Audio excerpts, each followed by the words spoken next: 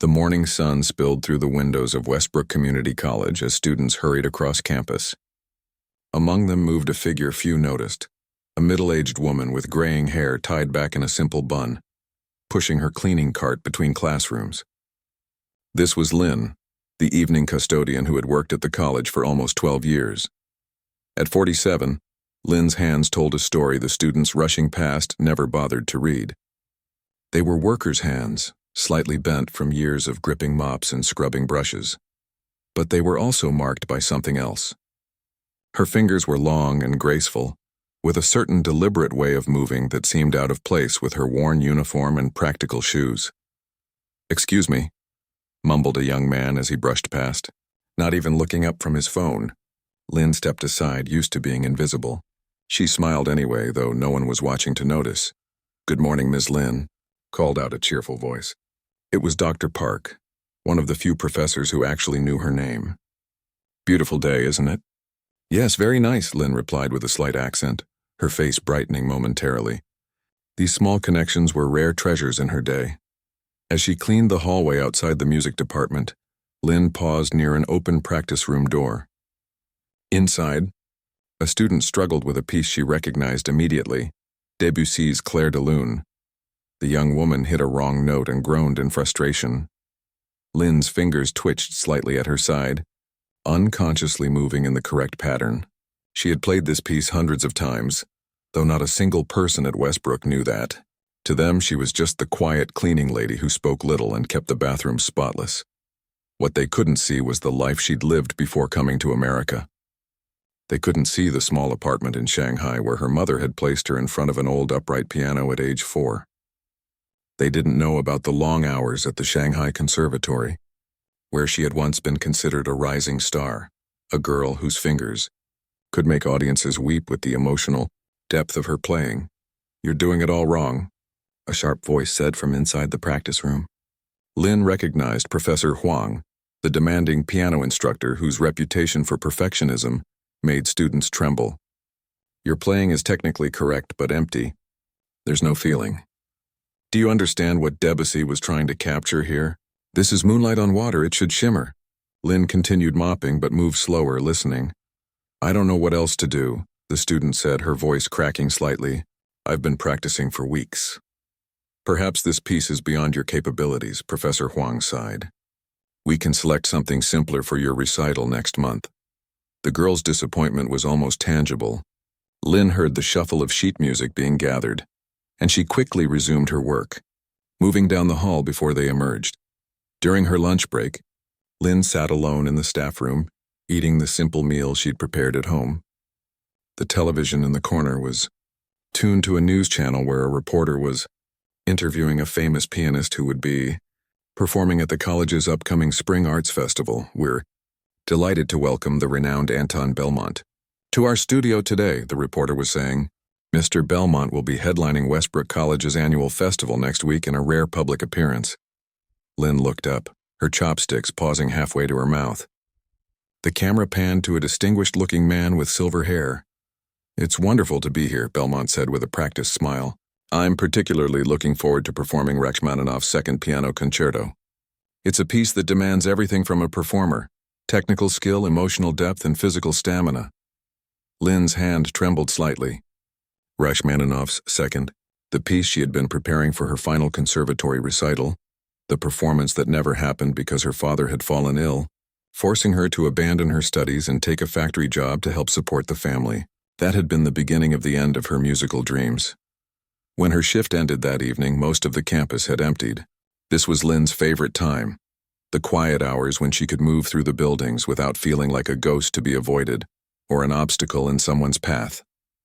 As she worked her way through the music building, she noticed a light still on in the main recital hall. Curious, she peeked inside. The grand space, with its polished wooden stage and rows of plush seats, was empty except for the magnificent Steinway grand piano in the center, illuminated by a single overhead light someone had forgotten to turn off. Lynn stood for a moment in the doorway, glancing down the empty corridor. She should turn off the light and lock up. That was her job. Instead, she slipped inside, quietly closing the door behind her. The room smelled of wood polish and the faint lingering scent of perfume from that day's visitors. Lynn's practical shoes made no sound as she crossed to the stage and stood looking at the piano. It was vastly superior to the scratched upright she had learned on, or even the decent but aging instruments at the conservatory. Before she could talk herself out of it, Lynn sat down on the bench. She didn't touch the keys, not yet. She simply placed her hands in her lap and imagined how they would feel beneath her fingers. The smooth ivory and ebony that could translate the music in her mind into sounds that could move hearts. Just once, she whispered to herself in her native tongue, just to remember. Lynn placed her hands in position and began to play softly at first the opening of Clair de Lune, the piece the student had struggled with earlier. Her fingers remembered even after all these years. The notes flowed like water, gentle and clear in the empty hall. As she played, Lynn closed her eyes, transported back to another life. She was no longer the invisible custodian, but Lin Wei, the girl whose teachers had said she had the touch of the great pianists, the girl whose future had seemed so bright before reality had intervened. The piece ended, and Lynn sat motionless, eyes still closed, holding on to the feeling for a moment longer. When she opened them, she noticed her cheeks were wet with tears. She hadn't realized she was crying. A sound from the back of the hall made her jump to her feet in alarm. Someone had been listening. "I'm sorry," Lynn said quickly, reverting to the humble posture she adopted around the college staff. "I was just checking the lights. I didn't mean to." "That was beautiful," said a voice from the shadows. Dr. Catherine Williams, chair of the music department, stepped into the light. Her expression was one of astonishment. "Where did you learn to play like that?" Lynn looked down, embarrassed to be caught. "Long time ago. In China. You studied piano?" Dr. Williams asked, coming closer. Lynn nodded reluctantly. "Shanghai Conservatory, many years ago." "But that's one of the most prestigious music schools in China," Dr. Williams said, her eyes widening. "What happened? Why aren't you—" She stopped herself, realizing the question might be too personal. Lynn's smile was sad as she stepped away from the piano. "Life happened. Family needed me. Dreams sometimes must wait. And now you're here, cleaning our classrooms," Dr. Williams said softly, the implications of this sinking in. Lynn straightened her uniform, transforming back into the invisible woman she had become. "It is good work. Honest work. I am grateful. Do you ever play anymore? Besides sneaking into empty recital halls?" There was no accusation in Dr. Williams's voice, only genuine curiosity. Lynn shook her head. "No piano at home. No time." She gestured toward the door. "I should finish work now." Dr. Williams nodded slowly. "Of course. But Lynn, would you mind if I listened to you play again sometime? Perhaps during your break?" The request caught Lynn off guard. For years, no one had seen her as anything but the woman who emptied trash cans and cleaned bathrooms. The idea that someone, especially someone like Dr. Williams, would want to hear her play seemed impossible. "I think about it," she answered non-committally, already backing toward the door. As Lynn finished her rounds that night, locking up the buildings and checking that all was secure, her mind kept returning to the feel of the piano keys beneath her fingers. For a few minutes she had remembered who she used to be, who she might have become. She walked home to her small apartment several blocks from campus, her tired body moving automatically while her thoughts remained with the piano. Inside her modest living space, Lynn's eyes fell on the small box she kept on her bookshelf. She hadn't opened it in years. Sitting on her bed, Lynn carefully lifted the lid to reveal yellowed newspaper clippings and concert programs from another lifetime. There she was, 25 years younger, seated at a piano in a recital hall in Shanghai. Her future spread before her like an open road. "Perhaps some dreams just sleep," she whispered to herself, running a finger over the faded photograph. "Perhaps they do not die." Spring came to Westbrook Community College in a burst of color. Cherry blossoms lined the walkways, and students spread blankets on the lawn to study in the sunshine. The campus buzzed with excitement for the annual Spring Arts Festival, the biggest event of the year when wealthy donors, local celebrities, and community leaders gathered to celebrate the arts and, most importantly, open their checkbooks to support the college. Lynn moved through her daily routine with the same quiet efficiency as always. But something had changed since that night Dr. Williams had caught her playing the piano. Occasionally, she would notice the music professor watching her from across a room with a thoughtful expression. Once, she had even found a small note slipped under the door of the custodial closet. The practice rooms are empty after 7 p.m. on Tuesdays. No one would mind if you used them. KW Lynn had never taken her up on the offer. The moment in the recital hall had been a momentary weakness, a brief return to a self she had packed away long ago. Or so she told herself, even as her fingers tapped out rhythms on her mop handle when she thought no one was watching. "Lynn, could you give us a hand?" called out Mr. Rivera, the facilities manager, interrupting her thoughts. He was standing with several maintenance workers who were struggling to move a large display board into the main hall. "We're setting up for the festival this weekend." She nodded and hurried to help. For the next several hours, Lynn and the maintenance team transformed the college's central spaces. Banners were hung, stages were built, and chairs were arranged in neat rows. Lynn took extra care cleaning the grand piano that had been moved to the center of the main stage. As she polished its gleaming surface, she allowed herself a moment to imagine what it would be like to sit before it, with hundreds of eyes watching, waiting for her to play. "Beautiful instrument, isn't it?" said a voice behind her. Lynn turned to find Dr. Williams approaching with a stack of programs in her arms. "Steinway Model D Concert Grand. They're delivering it specially for Anton Belmont's performance on Saturday night." "Very nice," Lynn agreed, stepping back from the piano. She noticed the program in Dr. Williams's hand featured a photo of the famous pianist she had seen on television. "He plays Rachmaninoff?" Dr. Williams nodded, looking surprised that Lynn knew this. "Yes, Piano Concerto No. 2. It's the highlight of the festival." "Do you know the piece?" Lynn hesitated, then nodded slightly. "I studied it. Long time ago." "It's incredibly difficult," Dr. Williams said, her eyes appraising Lynn with new interest. "One of the most challenging pieces in the repertoire. Most pianists spend years mastering it." Lynn turned away, suddenly uncomfortable with the direction of the conversation.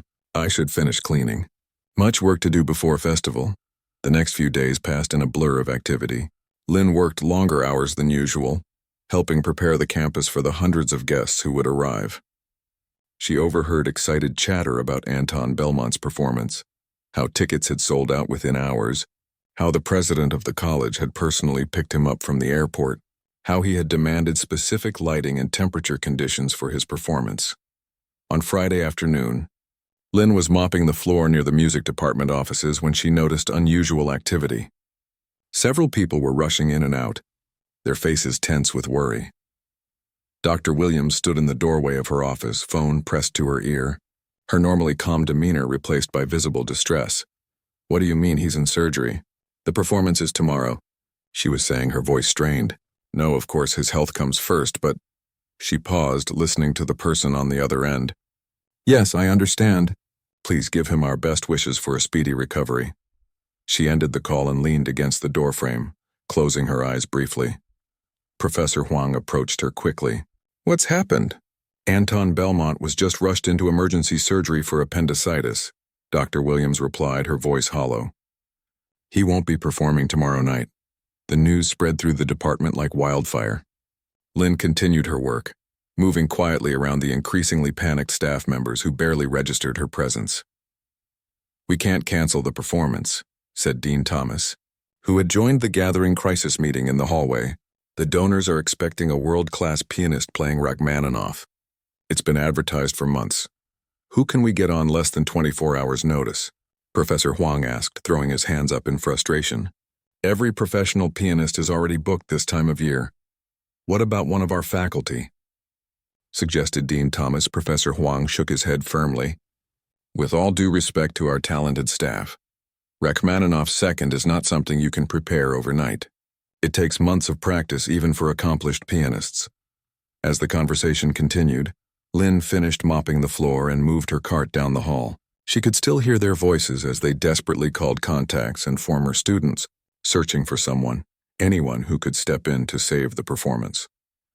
Later that evening, most of the staff had gone home, leaving the crisis unresolved. Lynn was emptying trash bins in the recital hall where several workers were adjusting the lighting for the next day's performances. The main stage had been prepared for what was supposed to be the festival's highlight, the piano gleaming under the spotlights, surrounded by chairs for the small chamber orchestra that would accompany the soloist. As Lynn worked, she hummed softly to herself, an old habit when she was alone. The melody was familiar, soothing, the beginning of Rachmaninoff's Piano Concerto No. 2, the piece she had once known so well she could play it in her sleep. "Wait," said a voice from the darkness of the auditorium. Dr. Williams stepped into the light, staring at Lynn with an expression of dawning realization. "That's it. That's the opening of the Rachmaninoff." Lynn stopped immediately, embarrassed. "Sorry, I not disturb work." No, Dr. Williams said, approaching quickly. "You said you studied this piece, didn't you? Back at the conservatory?" Lynn nodded reluctantly. "Many years ago, for my final recital. Did you perform it? In front of an audience?" "No," Lynn said quietly. "My father became sick. I had to leave school before final recital." Dr. Williams was silent for a moment, studying Lynn's face. Then she asked a question that would change everything. "Could you still play it? Now?" Lynn stared at her, uncomprehending. "Play what?" "The Rachmaninoff. Could you play it tomorrow night?" The question hung in the air between them. Lynn felt as though the ground beneath her feet had suddenly disappeared. "You not serious?" she finally managed to say. "I am completely serious," Dr. Williams replied, her eyes never leaving Lynn's face. "We have no one else. The festival's most important event will have to be canceled otherwise. But Lynn gestured helplessly at her custodian's uniform, at the cleaning cart beside her. "I clean floors. I not performed for 20 years. People expect famous pianist. People expect beautiful music," Dr. Williams corrected gently. "I heard you play that night in the recital hall. You have a gift, Lynn. A rare gift that shouldn't be hidden away." Lynn shook her head, suddenly afraid. "No, impossible. I have no practice. Would you at least try? Just sit down at the piano and see if your fingers remember. No one else is here." Lynn hesitated, looking at the magnificent instrument on the stage.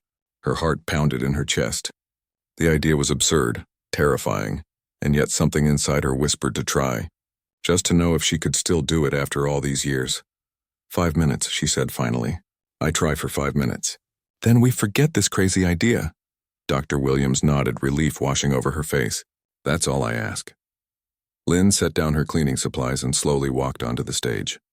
She felt strangely exposed under the bright lights, aware of Dr. Williams watching from the front row. Cautiously, she sat down on the piano bench and placed her hands in her lap, gathering her courage.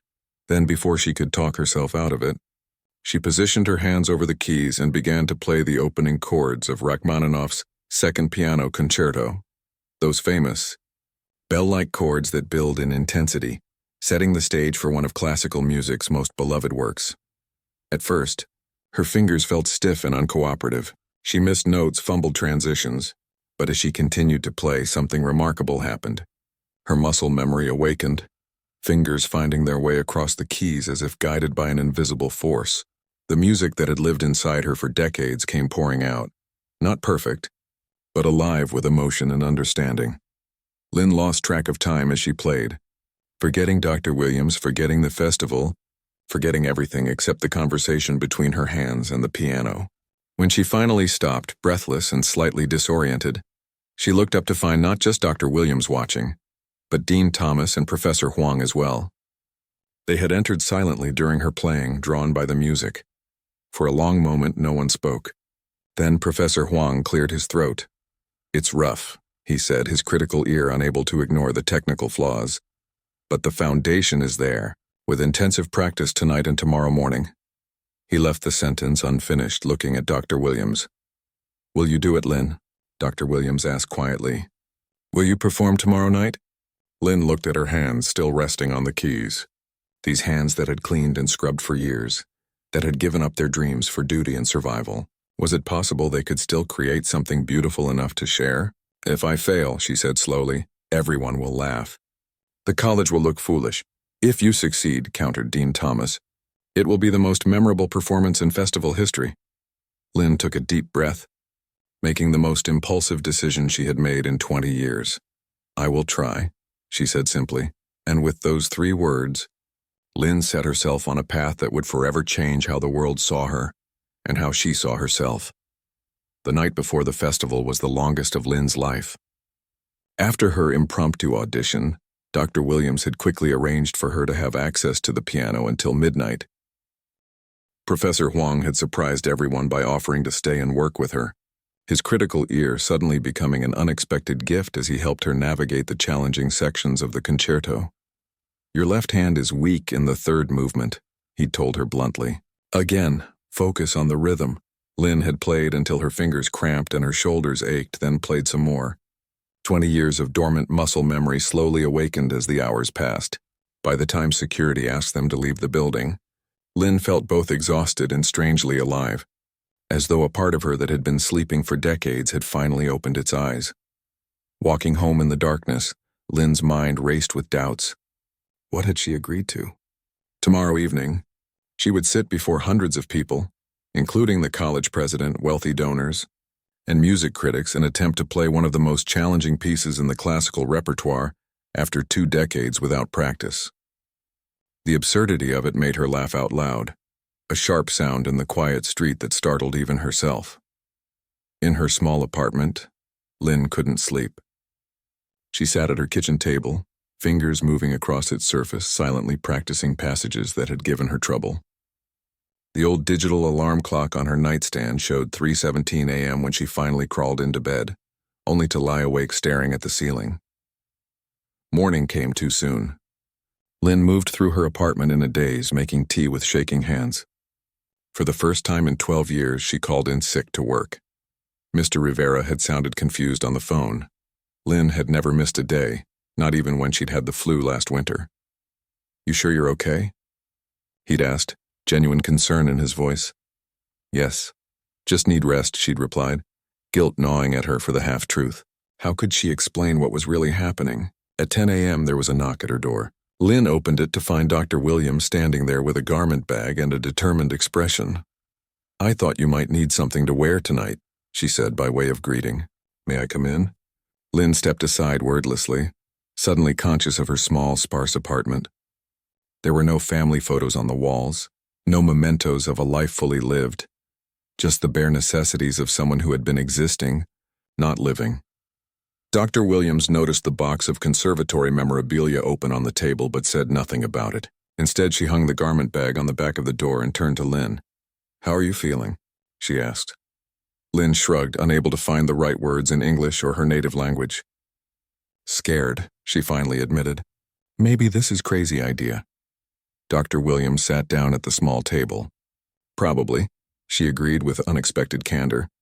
"But sometimes the craziest ideas turn out to be the most important moments in our lives." She paused, studying Lynn's face. "You don't have to do this. We can still cancel. No one would blame you." The offer of a way out hung between them. Lynn could feel the weight of the choice pressing down on her shoulders. It would be so easy to say no, to retreat back into the comfortable invisibility of her daily routine. No risk, no possibility of humiliation or failure. "What is in bag?" she asked instead of answering. Dr. Williams unzipped the garment bag to reveal a simple but elegant black dress. Nothing too fancy, but better than... She gestured vaguely at Lynn's worn jeans and faded sweater. Lynn touched the fabric gently. It had been years since she'd worn anything but practical, serviceable clothes. The dress reminded her of another life, another version of herself who had once performed on stages in Shanghai wearing her best concert attire, her hair styled, her future bright with promise. "I bring you trouble," Lynn said suddenly. "If I play badly, people will be angry. Donors will not give money. Your job could be at risk." Dr. Williams smiled wryly.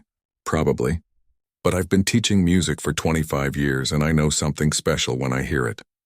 What you have can't be taught." She leaned forward, her expression serious. "Last night when you played, even with the mistakes and the rough patches, you had something most technically perfect pianists never achieve. You made me feel the music." Lynn looked down at her hands, the hands of a cleaner, calloused and worn from years of labor. Could they really still create something beautiful, something worth risking everything for?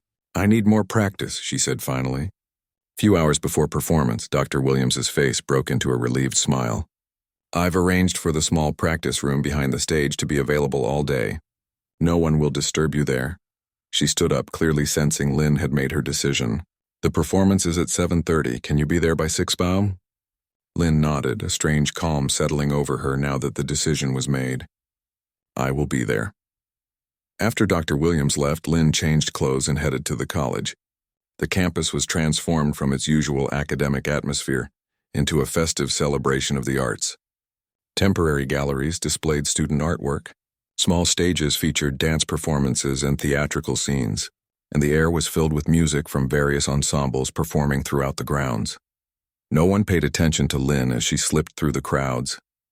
Without her custodian's uniform, she was even more invisible than usual, just another visitor to the festival rather than the woman who normally emptied their trash bins. She made her way to the back entrance of the main hall, where a security guard recognized her and let her in with a nod, having been informed of the special arrangement. The small practice room was barely large enough for an upright piano, a bench, and a narrow table. Lynn closed the door behind her, shutting out the sounds of the festival, and sat down at the piano.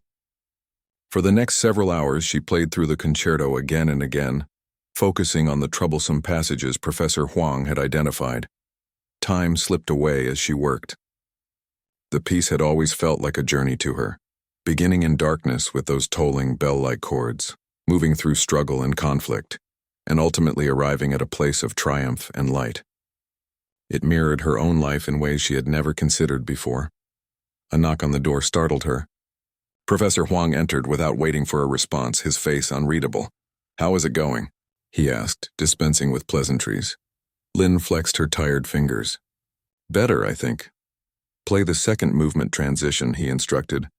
Coming to stand beside the piano, she did as he asked, navigating through the delicate passage that connected the concerto's heart-wrenching second movement to its fiery finale.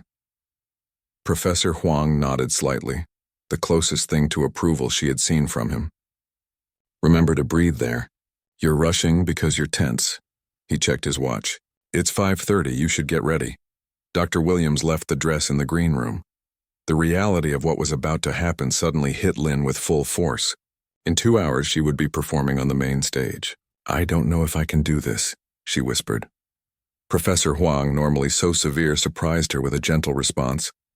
"When I was a boy in Beijing, my teacher told me something I never forgot. He said, 'Fear and excitement feel the same in the body. The only difference is what we call them in the mind.'" He adjusted his glasses. "Tonight, choose excitement over fear." With that surprisingly poetic advice, he left her alone. Lynn sat still for a long moment, absorbing his words. Then she gathered her courage and made her way to the green room. The dress fit well enough, slightly loose around the shoulders, a bit short at the hem, but elegant in its simplicity. Lynn looked at herself in the mirror and barely recognized the woman staring back. With her hair freed from its usual practical bun and the dress giving her a dignity her uniform never could, she looked different. Not younger exactly, but more alive. Dr. Williams knocked and entered carrying a program. "The chamber orchestra just arrived. They'll have a quick run-through of the accompaniment, but there's no time for you to rehearse with them." She handed Lynn the program, which had been hastily modified with a printed insert. "Due to illness, Anton Belmont will not be performing. Westbrook College is pleased to present pianist Lin Wei performing Rachmaninoff's Piano Concerto No. 2 in C minor." Seeing her full name in print, her real name, not just Lynn as everyone at the college called her, was startling. Lin Wei, the name her parents had given her. The name that had once been listed in conservatory recital programs, before life had taken her in a different direction. "How did you know my family name?" Lynn asked, touching the printed words. "HR records," Dr. Williams admitted with a small smile. "I hope that's okay." Lynn nodded, unable to speak past the lump in her throat. Outside the green room, she could hear the murmur of the audience filing into the hall. The festival's main event was about to begin, and hundreds of people were taking their seats, unaware that the world-famous pianist they had come to see had been replaced by the woman who usually cleaned their classrooms. A stagehand knocked on the door. 10 minutes, he called. Lynn took a deep breath, thinking of Professor Huang's advice about fear and excitement. She thought of her younger self, the girl who had once dreamed of moments like this. She thought of her father, whose illness had ended those dreams, and how he had told her before he died that his greatest regret was that she had given up her music for him. "I'm ready," she said, though no one had asked. In the growing quiet of the green room, with the sounds of the audience just beyond the door, Lin Wei made a promise to herself. Whatever happened tonight, whether she triumphed or failed spectacularly, she would play with everything she had. After 20 years of silence, her music would finally be heard. The main hall of Westbrook Community College had never looked more impressive. Soft lighting created a warm glow throughout the space, and fresh flowers adorned the stage. Every seat was filled. College donors in expensive clothes, music lovers who had bought tickets months ago, local newspaper critics with notepads ready. They chatted excitedly, programs in hand, anticipating the rare treat of hearing the renowned Anton Belmont perform. Backstage, Lynn stood in the shadows, her heart hammering so loudly she was certain everyone could hear it. The chamber orchestra members, already seated on stage, cast curious glances in her direction. They had been told about the last-minute change but had no idea who this replacement pianist was or where she had come from. Dean Thomas stepped onto the stage, approaching the microphone with a forced smile. The audience quieted immediately. "Good evening, ladies and gentlemen," he began, his voice betraying only a hint of nervousness. "Welcome to the highlight of our Spring Arts Festival. We regret to inform you that Anton Belmont is unable to perform tonight due to a sudden medical emergency." A disappointed murmur swept through the audience. Some people looked down at their programs with frowns. However, Dean Thomas continued, raising his voice slightly, "We are fortunate to present another talented pianist who will perform Rachmaninoff's Piano Concerto No. 2 in C minor. Please welcome Lin Wei." The applause that followed was polite but noticeably subdued. Lin took a deep breath, remembering Professor Huang's words about fear and excitement. She stepped onto the stage, blinking against the bright lights. In the front row, she could make out Dr. Williams giving her an encouraging nod. Behind her, the conductor of the small chamber orchestra looked tense but ready. Lin made her way to the gleaming grand piano at center stage. As she crossed the stage, her body moved differently than it had for years. No longer was she trying to be invisible, hunched slightly as she pushed her cleaning cart.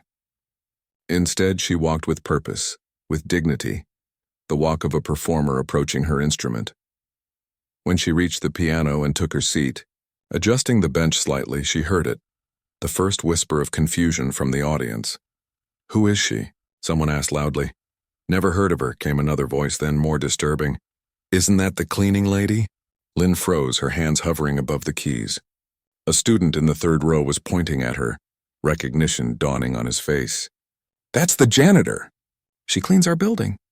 The whisper spread through the crowd like wildfire. Lin could feel hundreds of eyes on her, see the puzzled expressions turning to disbelief and then, most painfully, to amusement. A titter of laughter began somewhere in the middle of the hall. "Is this some kind of joke?" called out a woman in an expensive dress, her voice carrying clearly through the now buzzing audience. Near the back, someone stood up. "I paid good money to hear a world-class pianist, not the cleaning staff." Dean Thomas hurried back to the microphone, his face flushed.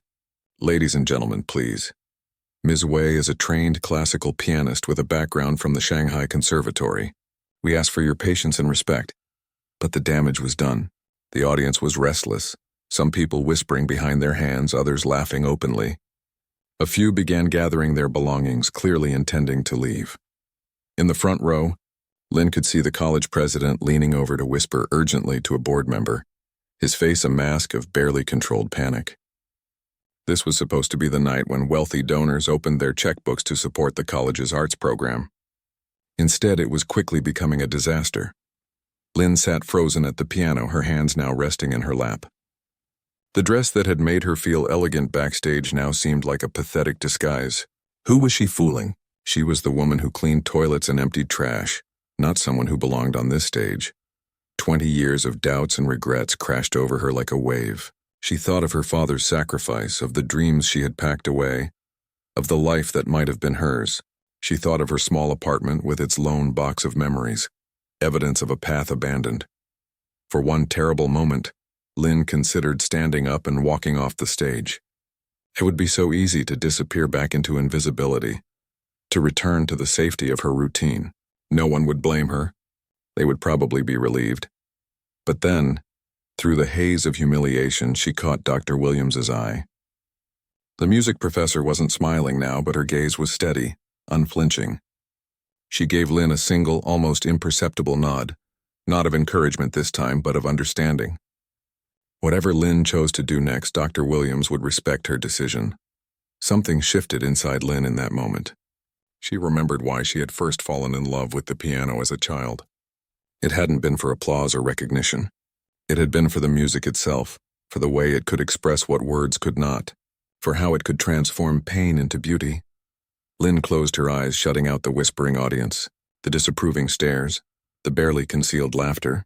She thought of the piece waiting at her fingertips, Rachmaninoff's second concerto, composed after the composer had suffered a crushing creative crisis and years of depression. He too had known what it meant to doubt himself, to face the possibility that his gift had abandoned him. Lynn took a deep breath and opened her eyes. She nodded to the conductor, who seemed relieved that she hadn't fled the stage. He raised his baton and the orchestra fell silent, instruments at the ready. In the audience, the murmuring continued. Someone near the front made a loud comment that drew more laughter. But Lynn no longer heard them. She focused on the keys before her, on the music that had lived inside her for 20 years, waiting for this moment. Her hands came down on the opening chords, those famous bell-like chords that begin the concerto. The first few were hesitant, slightly uneven. Behind her, the orchestra began to play, the conductor watching her carefully, ready to adjust if she faltered. A few more uncertain chords followed, and Lynn could sense the audience's skepticism hardening into judgment. This was going exactly as they had expected. A ridiculous amateur attempt, a joke at the expense of those who had paid to hear a master. But then, something unexpected happened. As the familiar notes continued to flow from her fingers, Lynn felt a change within herself. The years of silence fell away. Her hands remembered what her conscious mind had forgotten: the weight of each key, the precise timing of each phrase, the architecture of the piece as a whole. The solo piano introduction ended, and the full orchestra joined in with the main theme. Lynn's playing grew stronger, more assured. The mistakes were still there, a missed note here, a rushed passage there, but underneath the imperfections was something rare and compelling: absolute emotional truth. Lynn played not as someone trying to impress an audience, but as someone telling her own story through Rachmaninoff's notes. Every disappointment, every sacrifice, every small dignity preserved during years of invisible labor, all of it flowed through her fingers into the music. In the audience, the whispering gradually subsided. The laughter stopped. Those who had been gathering their things to leave paused, then slowly sat back down. Something was happening on stage that no one had expected. By the time Lynn reached the first movement's development section, with its thundering chords and sweeping melodies, the hall was completely silent except for the music. Every eye was fixed on the woman at the piano. Not the cleaning lady now, but an artist revealing herself note by note. Even the orchestra seemed transformed, inspired by Lynn's playing to give more than a last-minute accompaniment. The conductor, initially tense and worried, now led with genuine emotion, his movements fluid and expressive. When the movement's final chords faded, there would normally have been applause. Instead, the audience remained utterly still, as if afraid that any sound might break the spell that had fallen over the hall. Lynn barely noticed.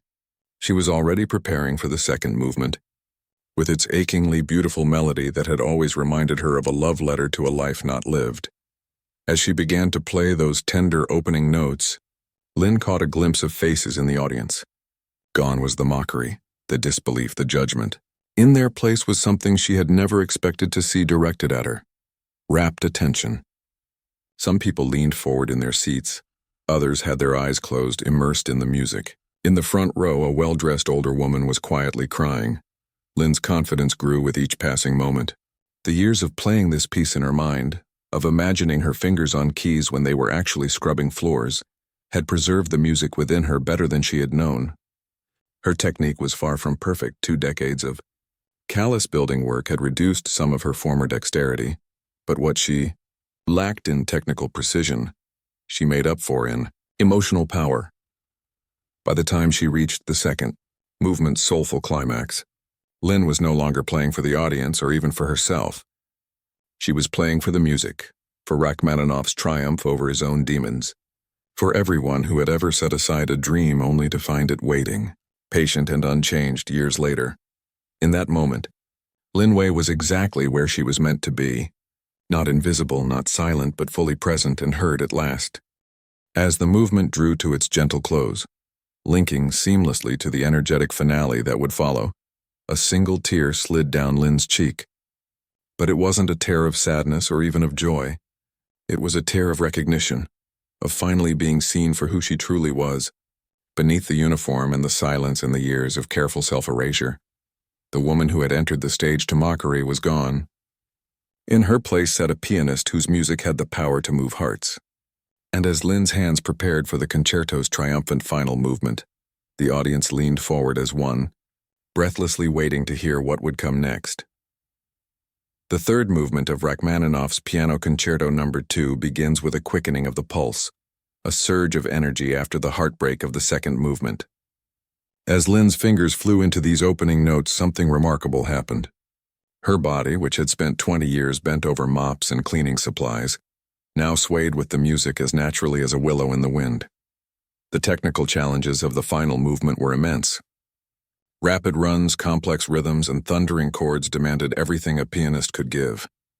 Lynn had worried most about this section during her frantic preparation, knowing her hands had lost some of their former agility. But what she discovered now, in front of hundreds of people who had moments ago been laughing at her, was that music lived deeper than technique. Her fingers found their way through passages that should have been impossible after so many years away from the piano. When she occasionally missed a note or simplified a particularly difficult run, the emotional truth of her playing carried the moment, turning technical imperfections into human touches that made the performance more authentic, not less. The orchestra behind her had caught her spirit now. The conductor, initially prepared to cover for a disaster, was now fully engaged in making music with her. The string section leaned into their instruments with unexpected passion. The brass played with controlled power. Together they were creating something none of them had anticipated. A performance that felt less like a last-minute substitution and more like a homecoming. In the audience, the transformation was complete. The same people who had whispered and laughed now sat in stunned silence, many leaning forward in their seats, some with tears streaming down their faces. A few had their eyes closed, lost in the music. Others watched Lynn with expressions of wonder, as if witnessing something they would remember for the rest of their lives. Near the back of the hall, a young man held up his phone, recording the performance. Within minutes, others were doing the same, sensing they were witnessing something extraordinary that needed to be preserved and shared. For Lynn, the world had narrowed to just her hands, the keys and the music flowing through her. She had forgotten the audience, forgotten her fears, forgotten even herself. There was only Rachmaninoff's triumphant journey from darkness to light, a journey that mirrored her own life in ways she was only now beginning to understand. As the concerto built toward its powerful conclusion, Lynn's playing became more confident, more joyful. The final pages of the score require not just technical skill, but a kind of fearless abandonment to the music. Lynn gave herself to it completely, her hands dancing across the keys with a freedom she had not felt in decades. The orchestra matched her energy, building to the concerto's glorious final chords. The conductor's movements became larger, more expansive, guiding everyone toward the triumphant conclusion.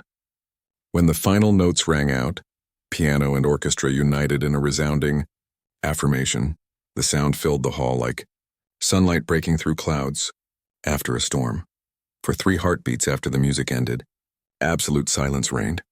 Lynn sat at the piano, hands still resting on the final chord, hardly daring to breathe. Then the hall erupted. The applause began suddenly and grew to a roar.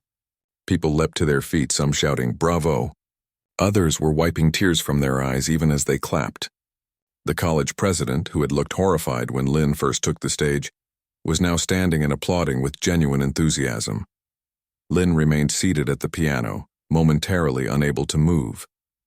The sound washing over her was unlike anything she had experienced in her life. This wasn't polite applause or even standard appreciation. This was the sound of hundreds of people whose expectations had been shattered, whose hearts had been touched in ways they hadn't anticipated. The conductor extended his hand to her, smiling broadly. Lynn rose on shaky legs and took it. He led her to the front of the stage to take a bow, and the applause intensified. The orchestra members were applauding too, some tapping their bows against their instruments in a traditional sign of respect. As Lynn bowed, her eyes found Dr. Williams in the front row. The music professor was standing with everyone else, clapping with undisguised joy, tears streaming down her face. Beside her, even Professor Huang was applauding vigorously, his usually critical expression replaced by something that looked almost like pride. Lynn bowed again, then gestured to the orchestra in appreciation. The audience continued to applaud, showing no signs of stopping. Lynn had heard of standing ovations that lasted for minutes, but she had never imagined being the recipient of one. She had never imagined any of this. After what felt like both an eternity and an instant, Lynn was finally able to leave the stage. Her legs carried her into the wings where she stood trembling, her body still resonating with the music and the unprecedented response to it. Dr. Williams found her there, followed quickly by Dean Thomas and several others. They surrounded her, offering congratulations in an excited babble that Lynn could barely process. "That was extraordinary," Dr. Williams said, squeezing Lynn's hands. "Beyond anything I could have imagined." "The donors are ecstatic," Dean Thomas added, his earlier anxiety completely gone. "One of them is already talking about establishing a special fund for music scholarships." Lynn nodded, still unable to find words. Her English, never fluent even after years in America, seemed to have deserted her entirely. How could she express what had just happened to her on that stage? How could she explain that, for the first time in 20 years, she had felt fully herself? A young woman approached, looking slightly nervous. "Excuse me, Ms. Wei. I'm from the city newspaper. Would it be possible to ask you a few questions? Our readers will want to know your story." Before Lynn could respond, more people arrived backstage. Donors, faculty members, music lovers who had somehow found their way past security. All wanted to meet her, to shake her hand, to express their amazement at her performance. "Is it true you're the custodian here?" one woman asked, her voice filled with wonder rather than mockery. Lynn nodded, finding her voice at last. "Yes, I clean buildings. For 12 years now. And you studied at Shanghai Conservatory? Long time ago. Before I come to America. Why didn't anyone know you could play like that?" someone else asked. Lynn looked down at her hands that had just created beauty after years of hard labor. "No one ever asked," she said simply. The crowd continued to grow, with people asking questions, offering congratulations, even asking for autographs on their programs. Lynn answered as best she could, still dazed by the evening's events. Eventually, Dr. Williams noticed Lynn's growing exhaustion and stepped in. "I think Ms. Wei needs some rest now. It's been an extraordinary evening for all of us." As the crowd reluctantly dispersed, promising to spread the word about what they had witnessed, Lynn and Dr. Williams found a quiet moment alone. "How do you feel?" Dr. Williams asked gently. Lynn considered the question carefully. "Like I was sleeping for 20 years. And now awake," Dr. Williams smiled. "The video is already online, you know. Someone posted it during the performance and it's spreading quickly. By morning, you won't be anonymous anymore." The thought was both thrilling and terrifying.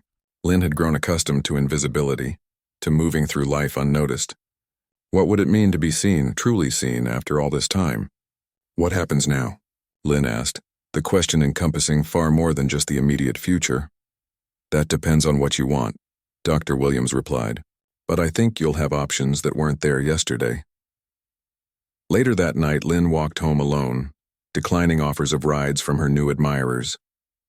She needed this time to think, to process the seismic shift that had occurred in her life over the past 24 hours.